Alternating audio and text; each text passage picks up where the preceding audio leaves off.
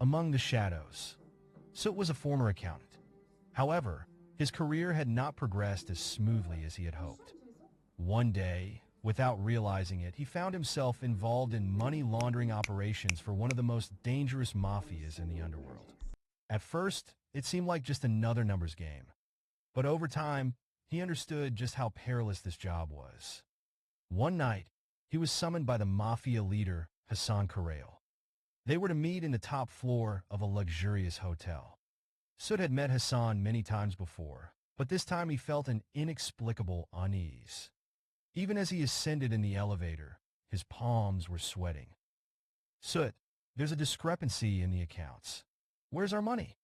Hassan asked in a stern voice. Soot's face turned pale. He was sure he had made no mistakes. "Sir, I have checked everything. There shouldn't be any shortages." Hassan slowly walked toward the window and gazed at the city. Then he turned and looked Soot straight in the eyes. "If you're stealing from us," he said, showing the silenced gun on the table. Soot panicked. His heart was pounding. "I swear I haven't done anything like that. Maybe there's an error in the system." At that moment, the lights in the room flickered. A dim atmosphere formed instantly. Hassan's men looked at each other in confusion. A cold draft passed through the room. The curtains moved on their own. For a brief moment, Hassan's rigid demeanor faltered. Then, a whisper echoed throughout the room. "I did not take your money, but you took mine when you entered this business." Everyone froze. The voice resonated from the walls, but its source was unclear. Hassan's men drew their weapons. But just then, a shadowy hand emerged from the mirror on the wall. It grabbed one of the men by the throat and pulled him inside. The room filled with terrified screams. Hassan fired his gun at the mirror, but the bullets seemed to vanish into thin air, having no effect. Suddenly, another man was also swallowed into the darkness. Soot collapsed to the floor in fear. In that moment, he noticed an old chest sitting in the corner. It had inscriptions in ancient Ottoman script. His heart pounded as the chest's lid slowly creaked open. A musty stench filled the air, and from within emerged a dark, shadowy entity. The room's lights went out completely. Everything fell silent. Hassan lay motionless on the ground, and his men had vanished. Only Soot remained. Panting, he turned to look at the mirror, but his reflection was gone. Instead, he saw a figure with empty eyes, its face swallowed in darkness. Soot tried to scream, but no sound came out. After that night, neither Hassan nor his men were ever seen again. When the police entered the hotel room, they found no one inside.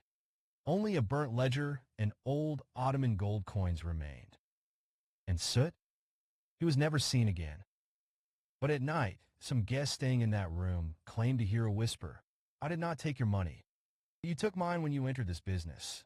When he entered the room, he was met with Hassan's piercing gaze. The lost passenger, the train that shouldn't exist. Lost passenger on the outskirts of a quiet town, beyond the dense forests and abandoned fields, stood an old train station. No trains had stopped there for decades, yet on certain nights, the eerie sound of a distant train whistle could be heard cutting through the silence. The townsfolk, having grown up with the legend, knew better than to investigate. Those who had gone to the station at night had never returned. Serhat, a skeptical young journalist, was drawn to the mystery. Determined to uncover the truth, he grabbed his camera and headed toward the forgotten station under the pale glow of the moon. The wind howled through the broken windows, and the rusted tracks stretched endlessly into the darkness. As he stepped onto the cracked platform, his breath caught in his throat. There, on an old wooden bench, sat an elderly man. The man wore a tattered coat, clutching a weathered suitcase as if he had been waiting forever. His sunken eyes stared blankly at the empty tracks. Serhat hesitated before speaking. "Excuse me, sir, what are you doing here?" The old man slowly turned his head.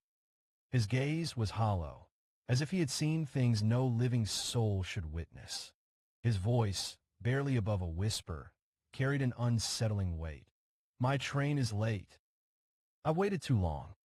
Serhat frowned. There hadn't been a working train here for years. Sir, there are no trains anymore. This station has been abandoned for decades. The man gave a weak chuckle, shaking his head. No, it comes for those who wait. Before Serhat could question him further, the station lights flickered. A low, metallic rumble vibrated through the platform. Then, the whistle, a long, piercing wail that made his skin crawl. The ground trembled, and a train emerged from the darkness. But this was no ordinary train. Its metal frame was warped and corroded, its windows pitch black as though they absorbed all light. Steam, thick and crimson like blood, poured from its rusted pipes. The doors opened with a slow, agonizing creak, revealing shadowy figures inside, passengers whose faces were nothing but black voids. Serhat staggered backward. This couldn't be real. His heart pounded as the old man rose from the bench, picking up his suitcase with a resigned sigh. It's finally here, the old man murmured.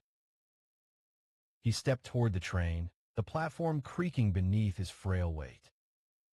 Serhat's instinct screamed at him to run, but he found himself frozen. He reached out, trying to stop the old man. Wait. Don't go in there. The man turned to him one last time, his expression unreadable. Everyone boards, eventually. Your time will come, too. And with that, he stepped onto the train. As soon as he crossed the threshold, the doors slammed shut. A deep, guttural cry echoed from within, sending a wave of dread through Serhat's chest. The train let out another shriek of its whistle before lurching forward, its rusted wheels screeching against the tracks. Within seconds, it disappeared into the night, leaving nothing behind but silence. Serhat collapsed to the ground, gasping for breath. The station was empty again, but something felt wrong. He turned toward the bench, and his blood ran cold. Someone was sitting there. It was him.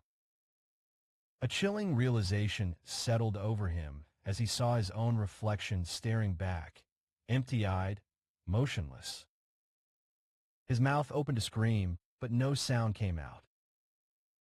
The wind howled through the station, carrying with it the distant sound of the whistle once more. And from that night on, whenever someone visited the station, they found an empty seat waiting for them,